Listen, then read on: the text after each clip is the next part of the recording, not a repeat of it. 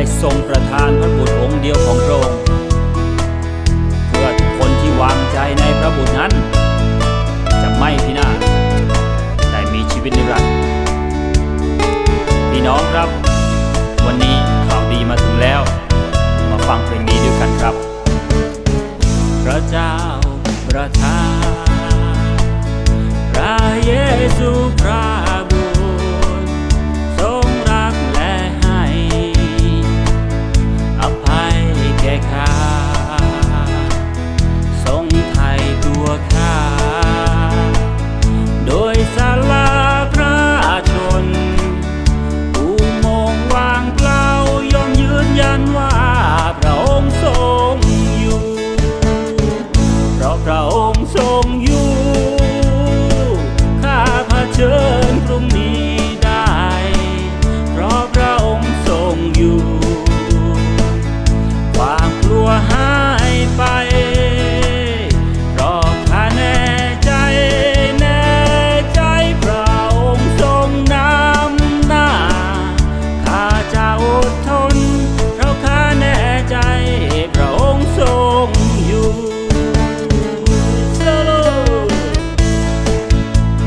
yo asbo yo kusum yo yishe ko ba eta ye mi che zanga tu tu mi ne ayo zamati ate jo ko mi ne leu me zamang ha jong cho ha ma ja to yi ta ma ma ya ya si ya ne me le eta yi ni do me nu do ni no ne ko ne pha ma lo yesu kali ha lo ma lo เพราะพระองค์ทรงอยู่ข้าเผชิญพรุ่งนี้ได้เพราะพระองค์ทรงอยู่ความกลัวหายไปเพราะข้าแน่ใจพระองค์ทรงนำหน้า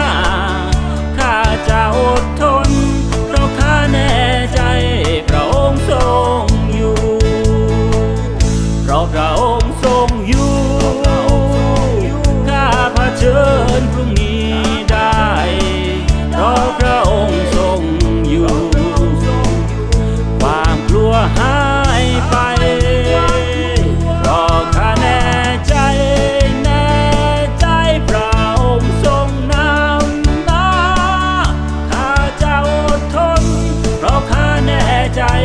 พระองค์ทรงอยู่ข้าจะอดทนเพราะข้าแน่ใจพระองค์ทรง